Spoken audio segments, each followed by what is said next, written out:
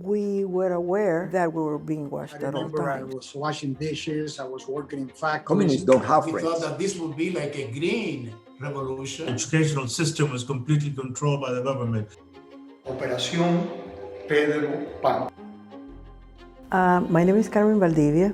I am the Executive Director of the American Museum of the Cuban Diaspora. I am also the curator of the exhibit, and I am a Pedro Pan. Before the revolution, my childhood was perfect. I describe it as a beautiful dream. When I think back on it, my life revolved around family, friends, school, and religion. It was idyllic. My childhood in Cuba was, looking back now, it was privileged. I was raised in a middle-income family. My mother and father were from Spain. They didn't have any formal education, but I was blessed to have them being raised in a Catholic environment. As a matter of fact, we were very close to the Catholic Church. My aunt was a nun, cloister nun, so one of the convents, Convento de Santa Clara. So that gives you an idea of my education was Catholic. And I think that is a privilege, simply because of the Judeo-Christian values that we learn as we grow up. Those, to this day, I consider and I learn that are pretty much the foundation of everything, the foundation of the family, the foundation of our country, actually the foundation of the world. So in summary, up to the day, January 1st, 1959, I was enjoying the life of most of the people in our country. We had one of the best economies. Cuba's standard of living was exactly the same as the United States of America. We were like, in other words, if you were to ask me, Cuba was the Disney of the United States back in the 50s. That's the definition I can give you to Cuba. Para el 1 de enero de 1959 se fue Batista, se fueron los que estaban en el gobierno, y entonces nosotros empezamos a vivir un tiempo completamente distinto, es una cosa que nunca habíamos experimentado en Cuba.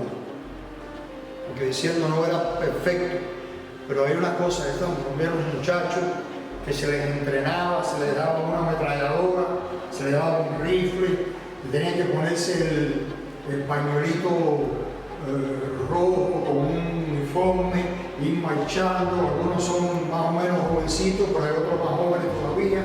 Hubo un cambio drástico en Cuba y todas las cosas que estaban pasando. Muchachitas con rifles, eso nunca lo habíamos visto en Cuba. En todas partes veíamos cosas que estaban pasando muy rápido. Y sobre todo, veíamos cosas en la televisión que nos daba una verdadera, como se dice aquí, de chills. Cuba cambió muy rápido. Muy rápido, muy rápido, muy rápido. Y muchos de nuestros padres, como es natural, empezaron a preocuparse por nosotros. Estaban muy preocupados. Algunos de los padres de los peropanes estuvieron en las cárceles y algunos de ellos estuvieron mucho tiempo. De pronto llegamos a la conclusión de que rapidito, nuestros padres querían sacarnos. Yo nunca me reuní con mi padre después. En mi caso yo nunca venía. Pero yo le estoy eternamente agradecido a mis padres que me dejaron irme de Cuba. Yo me fui a los 16 años. Mi padre después seguía llorando, y lloraba cada vez que hablaba con ella, cada vez que ya los dos fallecieron. Yo siempre le decía lo mismo. Dale gracias a Dios que no pude ir. Si estuviera allá con ustedes, estaría llevándome flores a Cuba o viendo a cubrirme en una casa. Y eso lo digo no para protagonismo. Esa es la manera que yo siento de verdad. Eternamente agradecido a él. I went to a Christian Brothers school called La Salle, interestingly enough. I went to 1st, 2nd, 3rd, 4th, and 5th grade. In 5th grade, it was cut short because of the Bay of Pigs invasion. That would have been in April of 1961. By June of 1961, my parents told me they were sending me to the United States because of circumstances in the island. What were the circumstances? Well, all the private, not only Catholic schools, but all private schools were taken over by the government. In January 1st, 59, it was a great excitement. The whole country was in excitement. We were there was like a collective hope. We thought that this would be like a green revolution. The whole country was hopeful about change. And after, especially with the fusilamientos, we already had like an inkling of violence. Fidel Castro giving a speech in broken English, because he could speak English, but it was with a heavy accent, where he says, our revolution, we are a democratic revolution. We are not communist. We're not Marxist. We are Catholic, Apostolic, and Romanos. Just like that. I mean, this is the guy that soon after that tells you that he's a Marxist-Leninist. There is not communism or Marxism in our ideas. Our political philosophy is representative democracy and social justice in a well-planned economy. We have said very clear that we are not communists. After the revolution, everything changed. The first thing that they did on TV, when you were sitting waiting for your comic strips, you would see firing squads and people's being executed in TV. And also there was a lot of pressure to belong to the revolution. You were either for or against, and obviously we were not for, we were Catholic. Or leaders of the Batista regime were being treated with death penalty and very cruel way without process. Already that was the first inkling felt in the beginnings, in the first 6 months, that this great optimism, there were like kind of red flags. My father had come from Spain when he was 18 years old, running away from communism. So did my mother. So they lived through that and they were very successful. My father managed to start a little business. He had a grocery store. And with that income, he raised 3 kids. So there were 2 boys, myself, my brother, and my sister. My parents were really about to enjoy the fruit of their labor. All of a sudden, the Castro family took over the country. It's hard to believe when I tell you from one day to the next, literally, everything changed. There were comités de barrios, committees for the defense of the revolution, which spied on their neighbors. Of course, newspapers, radio, and television had been taken over by then, and it was quite an effective method of control by the government. I was taken to the jail only because there was what we call cuarterias, which is a place that they were the poor people of my town. I remember it was in the outskirts of my town. I would go with a couple of my friends, but we would talk about Christ, stuff like that. And the militia, man, I never forget, they told me, no, you're not gonna do that. You have to talk about Castro. I said, but this is something different. This is Christ. I refuse, and I'm not gonna do it. So they took me. They took me. Again, it was not for days. It was only for hours. But I guess they wanted to intimidate me. By then, the school had come under government surveillance, meaning that they had milicianas, not milicianos, a paramilitary organization. They camped there. They lived on the grounds of the school and kept track of what was being taught. Christian Brothers did not change their teaching. The entire school showed up for Mass every Friday. And I remember the last Friday when we were told that the school was being closed, that members of religious groups, priests, brothers, nuns, were being expelled from Cuba. Most of them came to Miami. And that's how La Salle came to be, because some of these Christian Brothers, alumni from the school and the parents of alumni, wanted to have La Salle. Entonces nosotros vinimos por un programa especial que el gobierno de los Estados Unidos, por primera vez en la historia, dejó que un individuo que no tiene nada que ver con la política, ni con el gobierno, ni nada, que se llamaba Father, el cual no era ni Monseñor, Father Brian Walsh, que fue designado por la Arquidiócesis de Miami, tuviera la potestad de firmar algo que se le llamaba, se dice visa waiver, pero es un waiver de visa. Y Monseñor Walsh, al que nosotros, yo especialmente le debo mucho y lo queríamos mucho, fue el que firma. Y entonces nosotros, todas estas fotos están aquí, ustedes ven, eran fotos de pasaporte que nosotros tuvimos que sacar a través del natural de Cuba y ticket que hubo que pagar, que había que pagárselo en dólar, eran $25, y no podían ser dinero pesos, tenían que ser dólares, tenían que buscarlo. My father, during the Bay of Piggy invasion, he was taken prisoner, and then he was going through trials and stuff like that, so he couldn't leave the country. But he decided that definitely we had to leave, that it wasn't safe for us, and since we were not going to go to that school where we would be indoctrinated, then we had to leave the country, and we were in agreement because, I mean, I was 12 when I left, but I knew what was happening, and I knew that I didn't like it, and that I didn't want to be there. So it wasn't like my parents made the decision for me and I wasn't aware and I learned at the last minute. No, I participated. I even had rules that, yes, I'm going to leave, but you're going to drop all your counter-revolution activities and you're going to be very safe and you're going to meet us as soon as you can in the United States. So we knew what was happening. We were very much aware. I was 12, my sister was 14, and we were, we knew exactly what was happening. 1961, just 2 years later, my brother, who is 19 years old, it's in danger of being taken by the government for indoctrination purposes. So my father immediately sends him to Spain. So he's about to graduate from the University of Villanova, so he's qualified. He goes to the Marist brothers, Christopher Columbus, in La Coruña, Spain. They're still there. So he goes there. My father sent him to get him away from Cuba because, he's in danger. So he left February 23rd, 1961. He stayed with the Marist brothers. As a matter of fact, he got a job as an assistant teaching English and math.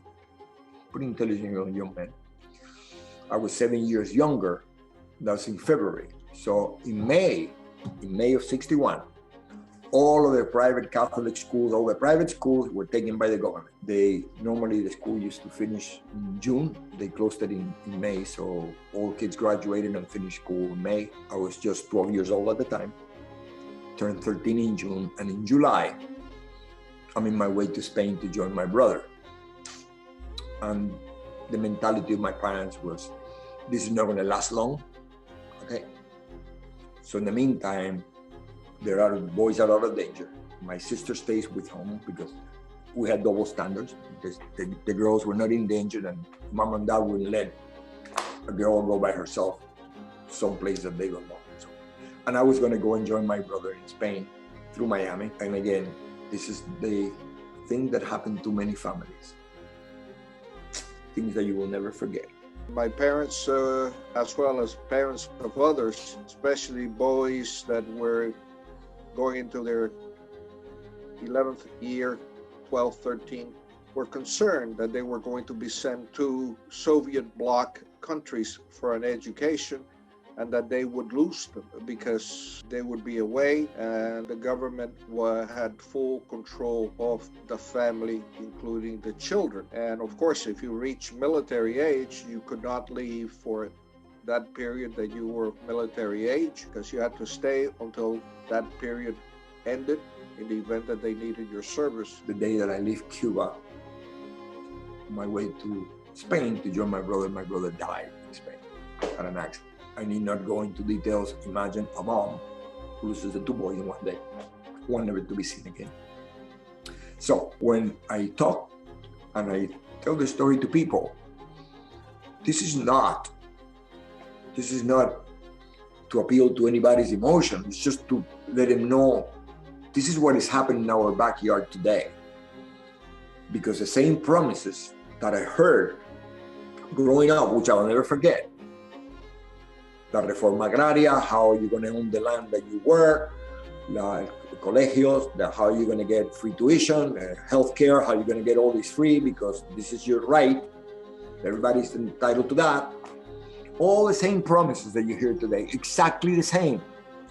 I heard that when I was 11 years old. So there was a shortness of all material goods. So under those circumstances, my parents found their way to a group, a clandestine group, which were operating in Cuba with connections to the United States, and the Catholic Welfare Bureau agreed to take over the control of the children when they arrived unaccompanied in the United States. I think first of all, we need to become very aware that this was a secret operation. And it was secret for a year and a half and more. And the moment that it was publicly known by the government, they put in prison the network that was in Cuba. And those people paid a price because they were in prison for 25, 30 years. The motivation of this operation was not talked about it. It was under the form of a summer vacation, of a summer camp. The way that was perceived, that I perceived it, was, oh, I am going to the United States to learn English and to come back. It was a very transitional thing, which was part of Cuba culture. There was a lot of interaction in the summer. Kids going to the United States and people in the United States coming to Cuba because of the geographical proximity. The real rationale was kept secret because it was a secret operation.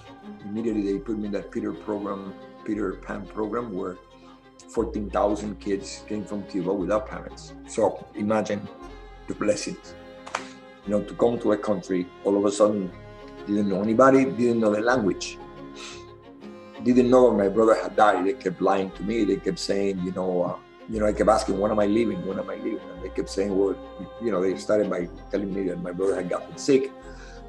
They were going to wait the paperwork. They didn't tell me until almost about a year later. But by that time, I was in the program. Again, this is in a place that I don't know anybody. And just think what a great country we have.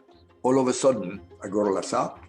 All of a sudden, I'm treated like I was privileged. I had a home. I had 3 meals a day, going to a private Catholic school. We participated in sports. We just, it was the equivalent of being at home, away from home. How can you repay that? No money can pay that. That's what made America the greatest country in the world. And that's why I would fight until I die. Make sure we don't lose it. The Bay of Pigs invasion was back in 1961. I was taken again.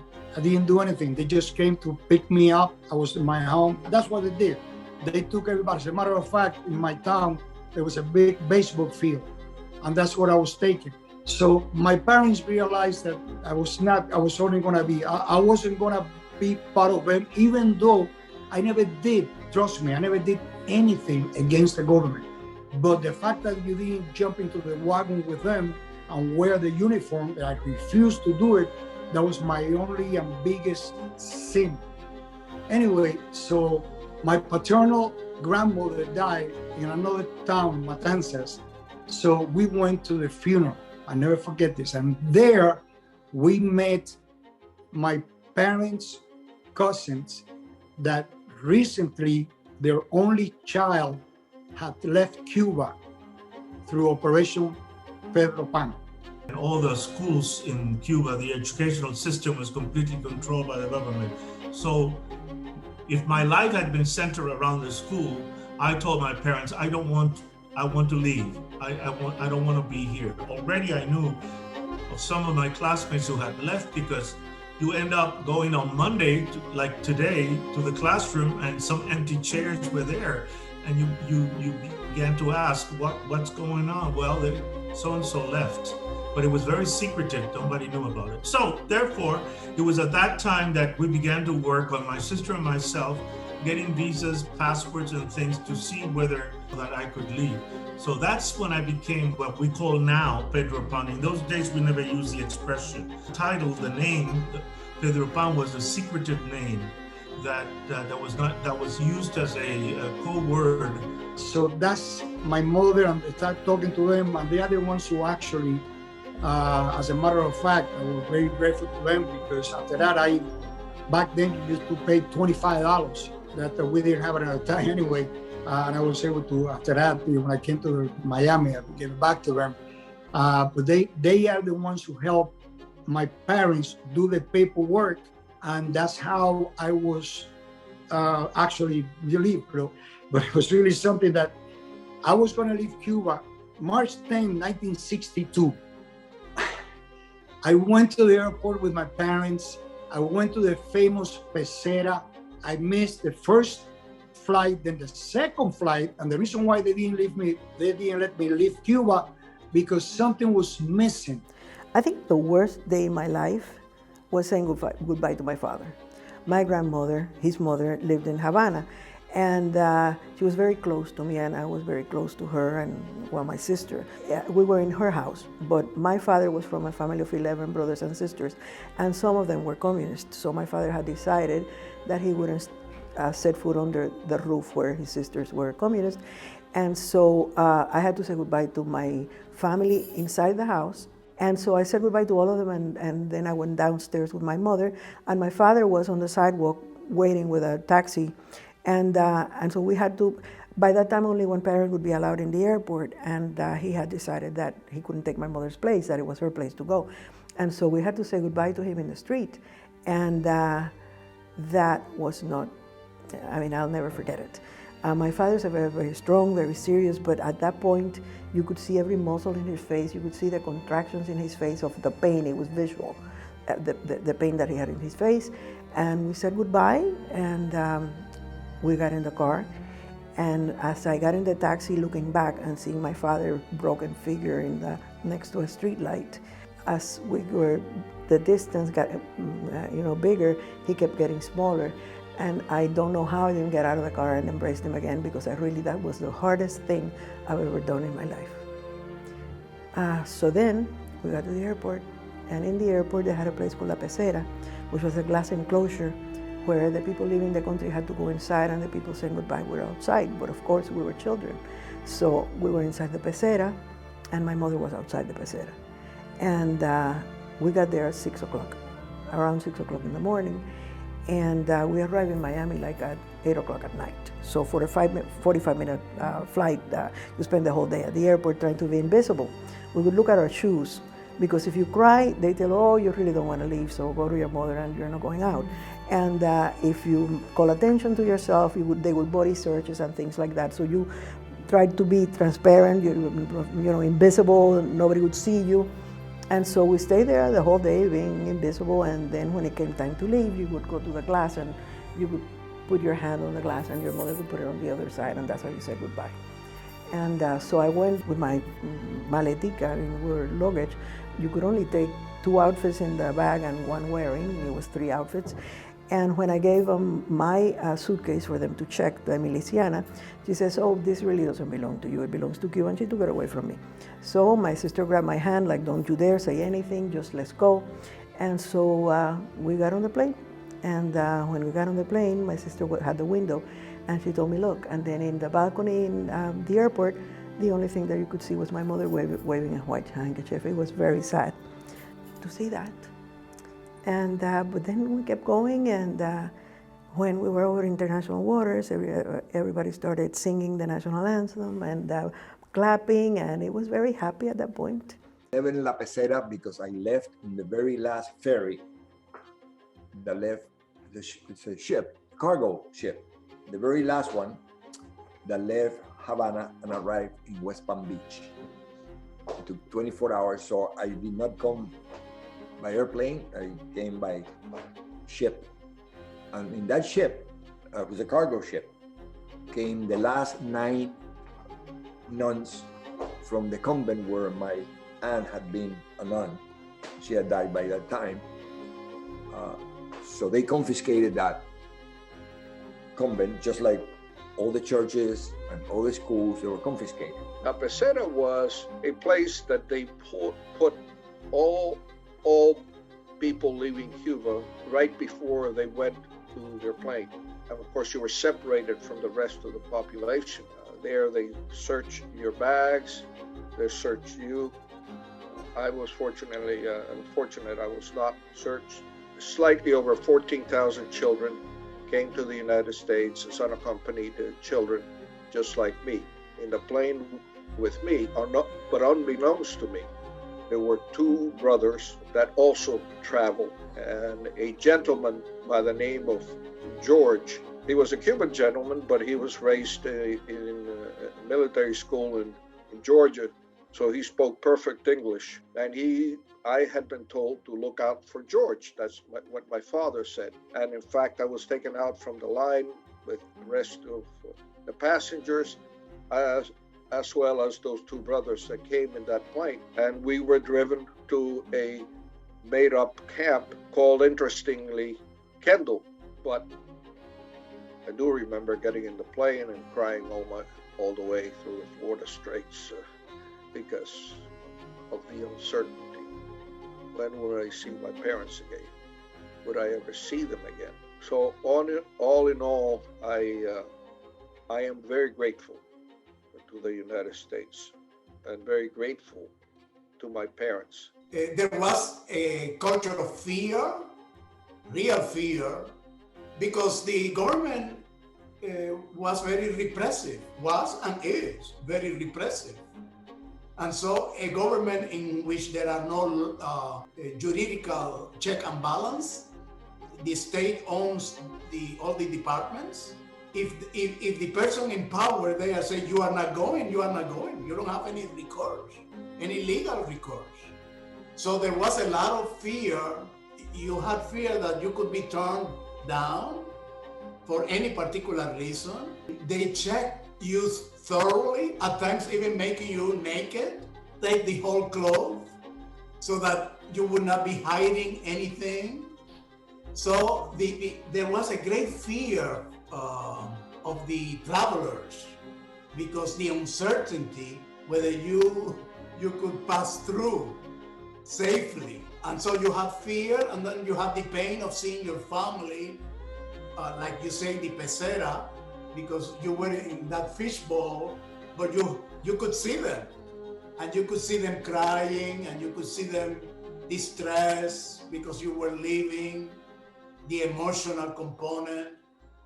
And so all that delay that you are there for 2 hours and you see your family there standing, crying, it's kind of, it was not a good experience. Plus the fear that you didn't know whether you were getting to the plane. And even in the plane, as it had happened several times, the police would get into the plane and get people out from the seats. In fact, we witnessed that in our own flight. Somebody was taken out from their seats.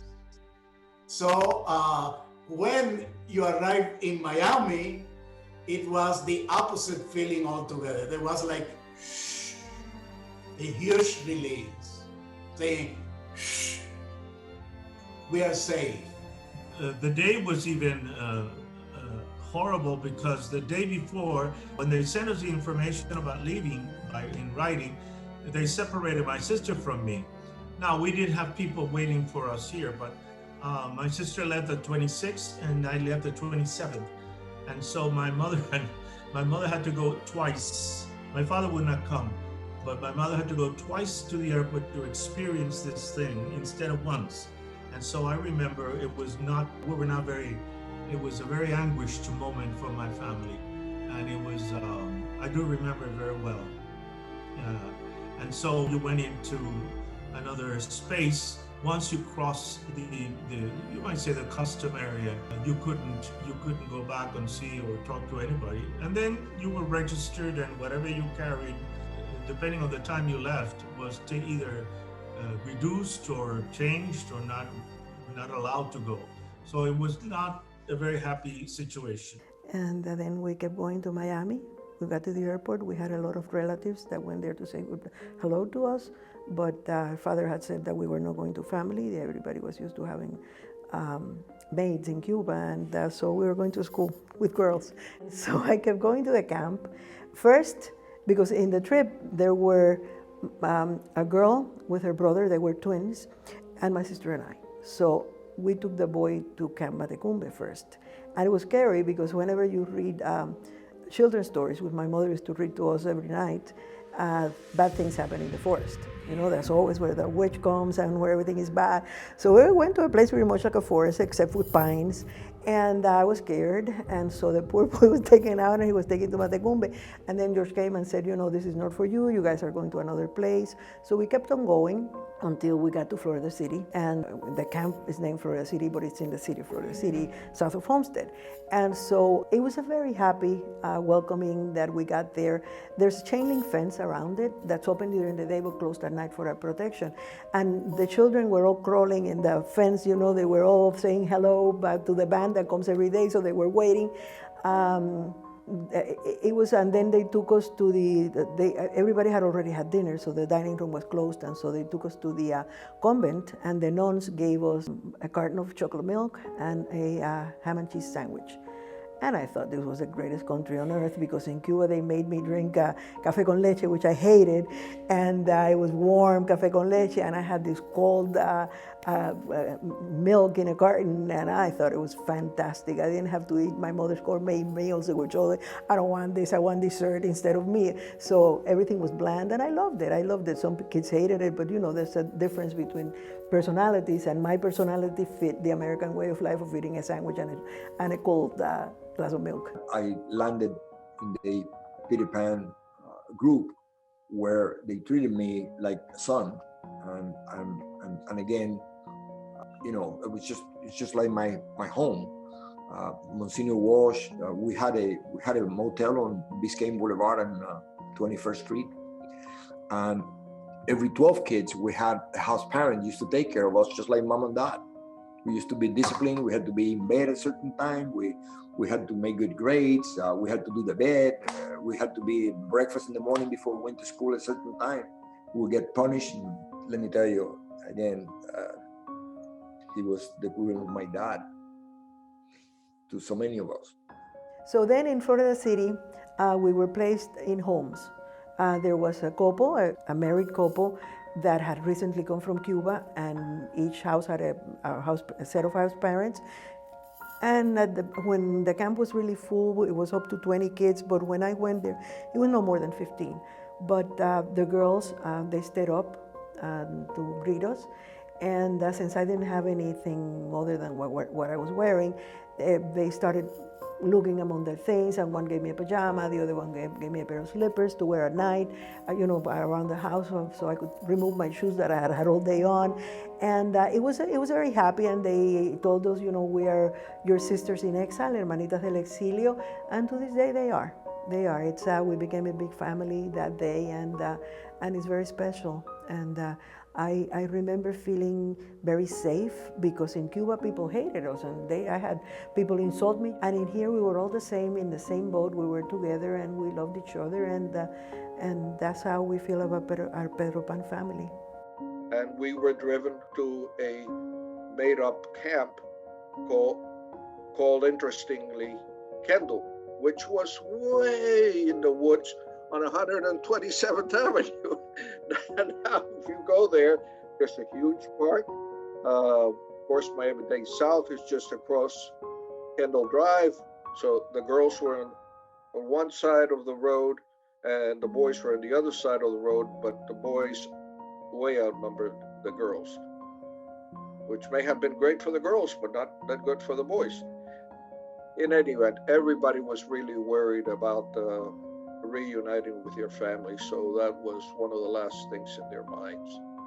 So I was sent to Matecumbe, and that camp, there were two camps, one in Kendall and another Matecumbe, and some would go to one and some would go to others. And I was sent there, and I stayed there for a month. And they would every day, practically, as Catholic Charities would welcome a group. We would see a group going out to those centers, to Milwaukee, to New York, to California. And in the end of July, 27 of us were sent to Fort Wayne, Indiana, an orphanage, St. Vincent Villa, where there was a cottage on the second floor where we lived, the 27 of us. And even on the first night that we were there were pillow fights.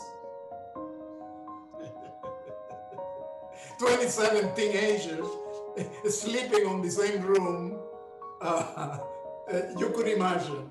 We were, in the summer, we were taken to a swimming pool at Camp Matacumbe, which exists today, but at the time it was a jungle. I mean, there was this pool in the middle of the jungle. We went to what was called Bayfront Park, which was what we said in Spanish was El Charquito, because it was a pond. It had sand around it, and we went swimming in it, and they took us there for recreation. And attempted English classes. And I said attempted because it was very brief. We were happy that somebody was taking care of us. But as children started coming, the facilities were not enough. So they started placing the children in different places throughout the United States, either private foster homes or schools, and so forth. And that's how some children wound up going different places. I was, at the end of June, so in 3 weeks really since I arrived, I was told that I was going to be sent to Buffalo. I had no idea where Buffalo was. I knew it was very cold, and it snowed and so on. Later on, I learned that you could see the Niagara Falls from Buffalo. We would pray the rosary daily. The head of the camp was a priest, and the priest would celebrate Mass daily, which we could go or not go. And you could see, because of the leadership and the daily prayer of the rosary, there was an affirmation to spirituality. So my parents communications, by the way, that were hard. Letters took a week or more, but my parents were able to communicate with some distant family members so that I wouldn't have to go to this cold weather in Buffalo. And so instead of going to Buffalo, I went to Hialeah. And for the first few months of August, September, and so on, I went to South Hialeah Elementary School, which is still there, until my parents arrived. And I was very lucky that within 4 months of my arrival in the United States, they arrived. I was sent to Fort Wayne, Indiana. It was a snow country, and which involved dressing in a different way, not like you in Miami, but dressing with gloves, with caps and boots, coats. All of that was exciting for a teenager. And then the culture of the high school was different from high schools in Cuba, from bachilleratos in Cuba. It was more, let me say, fun. The sport world was very interesting, the dancing, Friday night, the dating. So the high school culture was a lot of fun for a teenager, for a Cuban teenager.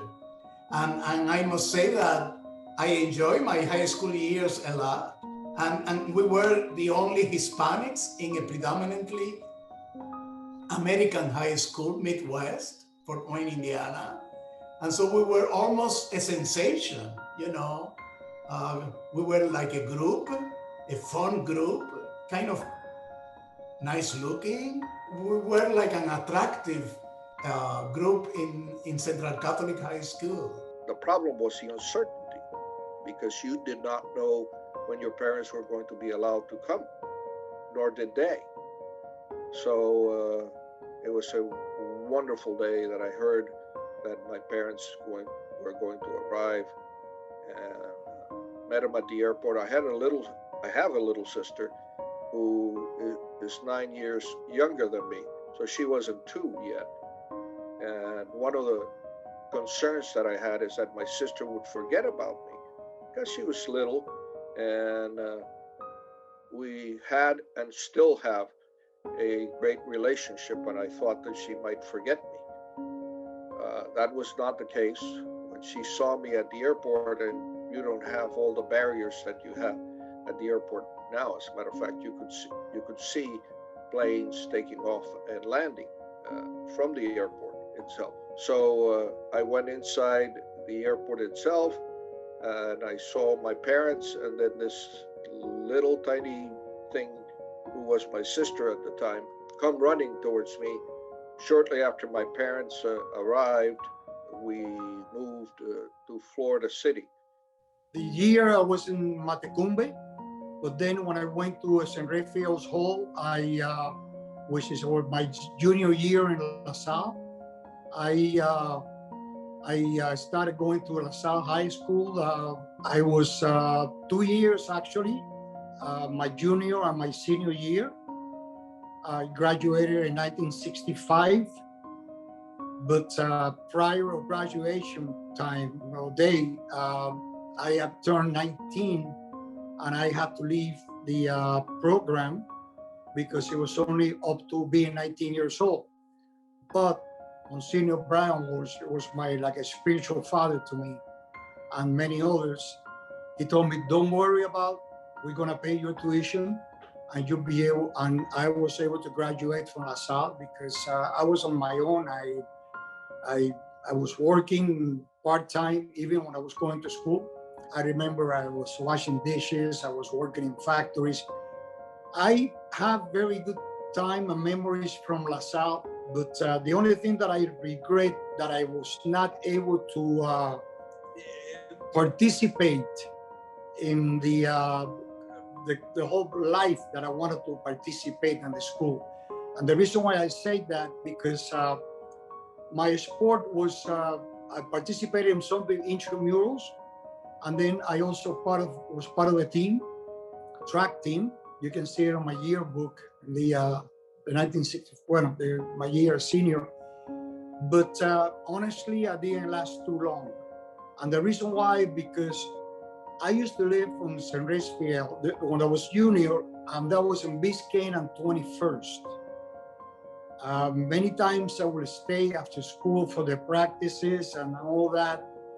But by the time I was finished, the bus that would come to pick us up, it was gone. So the only way for me to go back to Biscayne and 21st was hitchhiking. And that was quite a distance.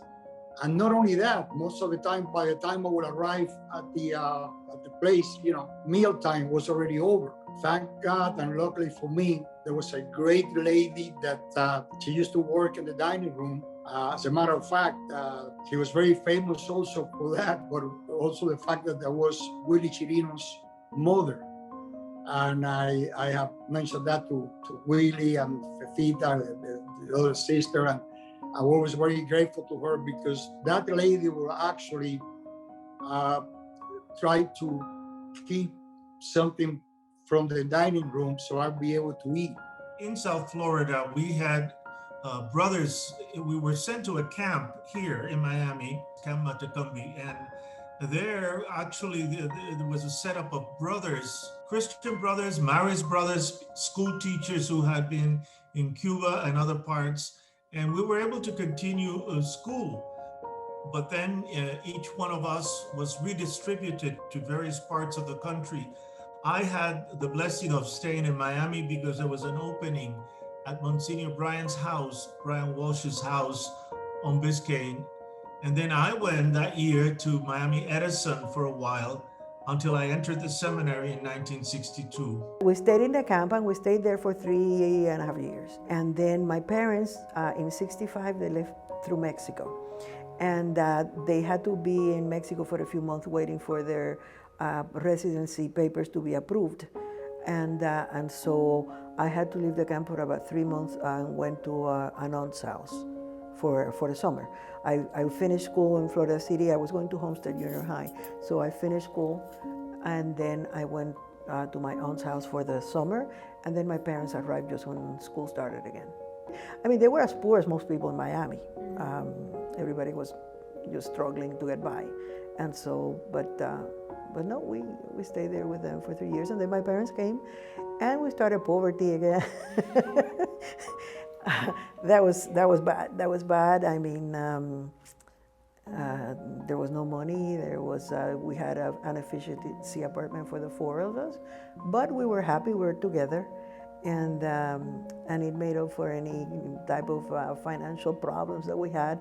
My father had a car that the radiator was leaking, and every 3 blocks he had to stop and pour the water back on. And sometimes he would tell me, "Do you want me to give you a lift?" And oh, don't worry, Dad, I'll walk. Because it was horrible, but we survived. We survived. We were together, and they always told me the value of education, because when I left Cuba, they took my suitcase, but they didn't take my education from me. So I brought that with me, and we saw how everything is taken away from you, but your education goes with you. So I always concentrated on that. I became a registered architect, and now I'm the museum director. My parents, when they finally gave me the permission to leave, they had to leave wherever they were with everything, and they could just leave with the clothes they were wearing. If they had not had some friends that taken for the last 2 weeks, they would have been in the streets. And and you tell that to people, and it's hard to believe that. So and some of the things that they did, it's just it's hard to believe. A lot of people still celebrate it. If you work in a farm and all of a sudden somebody comes in and says, "This is your farm," you celebrate. If you're living in an apartment and say you don't have to pay rent anymore, this is your apartment, you celebrate. Until that apartment starts falling down and there's no paint to even paint the apartment. And if you want to move to a better apartment, you say, no, you're not, because you're not, you're not part of the elite. And then those are the people who come in a raft. It took them too long to find out what happened. They swallow the communist pill early enough. They've been affected. I was very lucky. My dad and mom did not allow me to swallow the pill. They got us out. And of course, they were too old. They wouldn't swallow. And they came 4 years later. By the way, I had no problems claiming them because I was a minor and they never involved in politics at all. So they let him out. I arrived here July 5th, 1961. My parents arrived December 1964. By the time I graduated from 8th grade, my parents got a job in Miami. So we moved to Miami, and we lived in the parish, a beginning parish called St. John Bosco on Flagler and 13th Avenue. And we lived 2 blocks from what was then the Orange Bowl. Fortunately, Monsignor Baena, who has since passed, he was our pastor in Cuba. He was kind enough to offer some children from the parish that couldn't afford it the ability to go to either Immaculata or La Salle, which was actually the closest Catholic high school to the parish. So there I went to La Salle, and the boys were on one side and the girls were on the other. Of course, all the girls wanted to go out at the time with Columbus boys, but that's another story. I was more interested at the time with playing sports than with girls until the 10th grade. There was a family reunification dimension to the Pedro Pan organization. So in the same way that we received visas to come, waiver visas, there was a deliberate effort to provide visa to the parents so that the family could be reunited. And I was blessed that my family received those visas, and we were reunited within a year. By the summer of 1962, I was reunited with my family. The scholarship that I had in my high school was terminated, and we were on our own pretty soon. Even though my parents were paid their trip, the family was paid the trip to get to Fort Wayne, Indiana. But right after, we were on our own, and that first year was rough. I had to work part-time.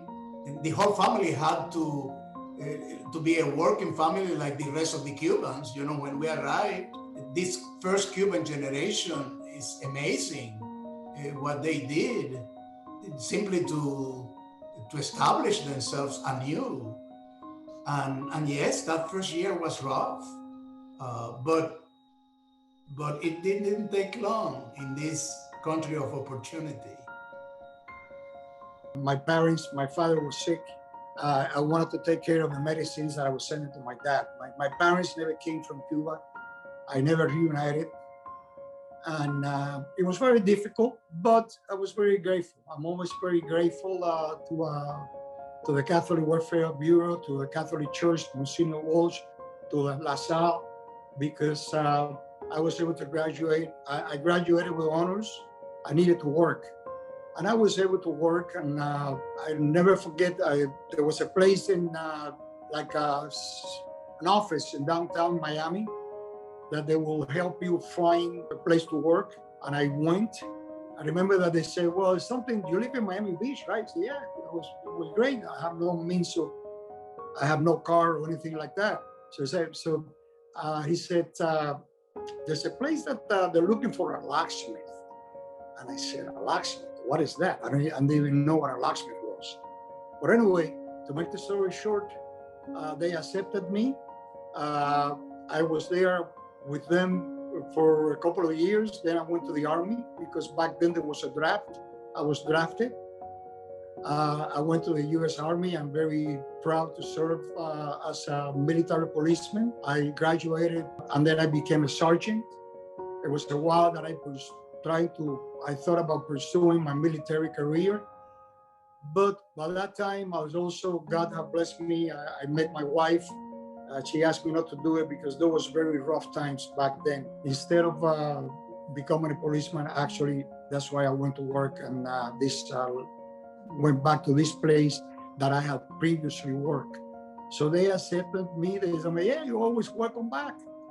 So I went back to them. And today I can say I'm the proud owner of that business, with the help of my wife that now she passed away, unfortunately, after 54 years. But we bought the business. In my case, it was 6 years, from 1961 to 1967, because although they were ready to go in 1962, the problem was the Kennedy blockade of October, which held back everybody else that wanted to leave for a while. So it was the Humane Society that began to assist the parents in Cuba that wanted to be reunited with us. In other cases, it was other friends of mine met their parents a little earlier. And some of us, there's several of us that we waited 6 years. As a matter of fact, I'm here because of my parents. Because my parents made a tremendous sacrifice for me. I mean, it was selfless love. Because it would have been better for them to keep me in Cuba with them and know that I was by their side and not have to worry, I send them and what's happening and all that. It would have been easier. But they were thinking of me and my freedom, which is now my son's freedom and my grandchildren's freedom, because Cuba has not gained liberty. And so it is because of their sacrifice and what I saw them going through and what I know that their decisions were based on, that when I found that Cuba is trying to change our history and they have a specific emphasis on Pedro Pan, they don't like our story and they try to change it.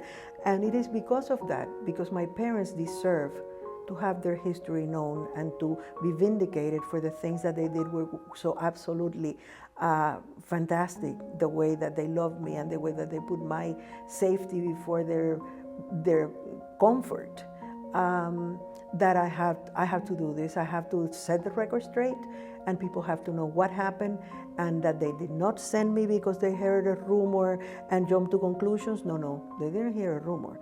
They saw what happened. They were very much aware that I couldn't continue going to the school that they chose for me, and that their rights as parents to decide my future had been terminated. It wasn't that someone said, they are going to do it. No, they did it. The moment that they closed the schools and my parents could not decide what kind of education I would get, they lost their parental rights. And so in order not to, they refused to lose them. And so in order to gain them, they decided to send us away as the right to make a decision for us. And so that's why I have, for the past 10 years, I have been dedicated to telling our history. Through, at first it was giving lectures in universities and schools and stuff like that, and then we started doing smaller exhibits, and then a documentary, and more exhibits, and we're in the middle of writing a book and doing oral history projects, because we don't have that much more time to tell our story. And so I want our children and grandchildren to be able to continue our legacy, but we have to write it, we have to leave it for them to be able to defend it. If I have to come up with a list of the people that I owe my success, you'll be here for the next couple of weeks. Start with mom and dad, that's at the top. Every teacher that I ever had really was a blessing, because I was very fortunate. By the way, I never attended public school until I was a junior in college. So all my education, so all the education was Catholic. As a matter of fact, this is also so that you understand how much I owe. When I finished at La Salle, I did okay, but I didn't speak English because I was surrounded with the Spanish kids. So we spoke Spanish all the time. So Brother Lewis probably thought I had some potential. And he sent me out the middle of the boondocks in a place called Belmont Abbey. So when I got there, imagine that, okay? So I spent there 2 years, and I was forced, then I had to learn how to speak the language. When I left there, I had a Cuban Southern accent. You like some grits? So that was amazing. So then I spent 2 years at Belmont Abbey, which is a fantastic education. And then I realized the difference between Catholic education and public education. As soon as I got to Florida State, I wanted to know what's the curfew. And the guy says to me, because I was in the dorm, he says, "Did you pay?" I said, "Yeah." He says, "I don't care if you ever show up again." At Belmont Abbey, you had to be in bed at 10 o'clock at night. And if you missed 3 classes, you were cut. At FSU, you just show up for the exams and that's it. And they tell you when the exams are going to be. They were midterm and the final. That's the difference between Catholic education and public education. Every teacher that I ever had, whether it was at La Salle, Mary's Brothers, or at Belmont Abbey, they knew me personally. They knew all my bad habits. They knew they knew. Because they take a personal interest, because that's what they do. It's a big difference. I am very grateful to the United States and very grateful to my parents. I thought I was the one that was most aggrieved or hurt by the separation. There's something called separation anxiety. That's a psychological term. I didn't know what it was, but when my son decided, he graduated from Belen, and when he decided that he wanted to go away to school, to Columbia in New York, I felt like I felt when I had been a child, because of the separation from my parents. In this case, my only child was going away to college. Best weapon that we have is, this is what makes La Salle so special. You are blessed to be part of a Christian education where the values that you're learning and you're practicing who are going to this school are the equivalent of the foundation of your future. They're the foundation of your family. They're the foundation of this country. So you're blessed, and make sure you understand that, and don't ever compromise your basic Judeo-Christian values. Because I'm telling you, those of us who have practiced those have always succeeded. Now, there'll be some tough times, it's just, it's life. But if you fall, you get up and you keep on running. Because in this country, if you work hard, if you follow your dream, most likely you will be successful. I am extremely grateful to the Christian brothers or the La Salle brothers for the education and the formation that they gave me. In retrospect, really made me what I am today and who I am today. If I were, 14, I'm talking to myself 14 years, just follow your heart and follow God's will. And this is God's will. And there is a reason you do not understand what's happening, but for some reason, there will be light at the end of the tunnel. The Cuban personality is a very gifted personality. It's energetic, it's proactive, it's intelligent.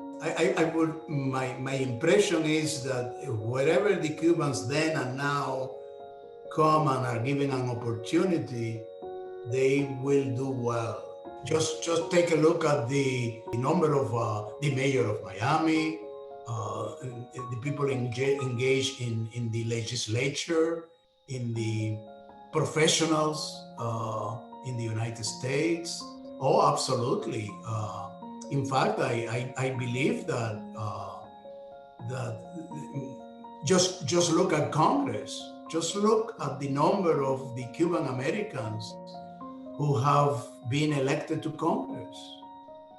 It's truly amazing. So I'm very grateful to God and to the Catholic Church, and I wanted to pay back, and that's why I'm very active with Operation Pedro Pan.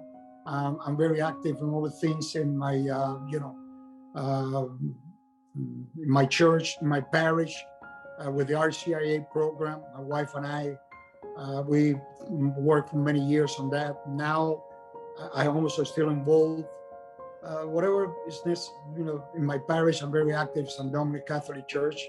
This is closer to where I live. So I'm very proud of that because I'm very grateful. It's important to be grateful and to be aware that some perhaps more than others, but we're all blessed, and that we should not be egotistical or selfish, not to share not only our experiences, but everything that we have in order for other people to have the same opportunities that we had. Remember, sometimes it's not money, sometimes it's time. Happens to many of our children.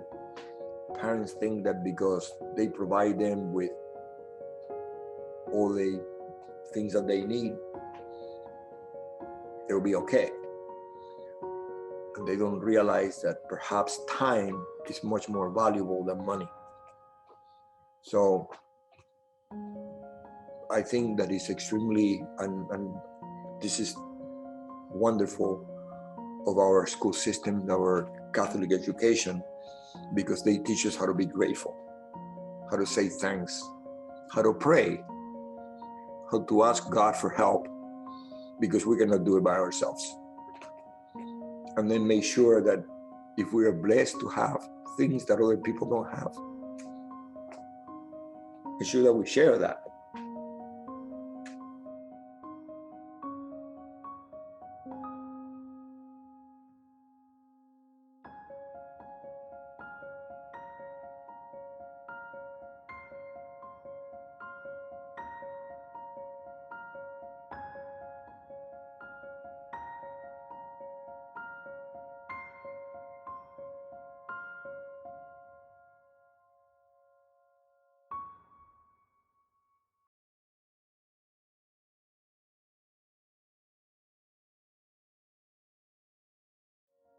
Cultivo una rosa blanca en julio como en enero, para el amigo sincero que me da su mano franca, y para el cruel que me arranca el corazón con que vivo.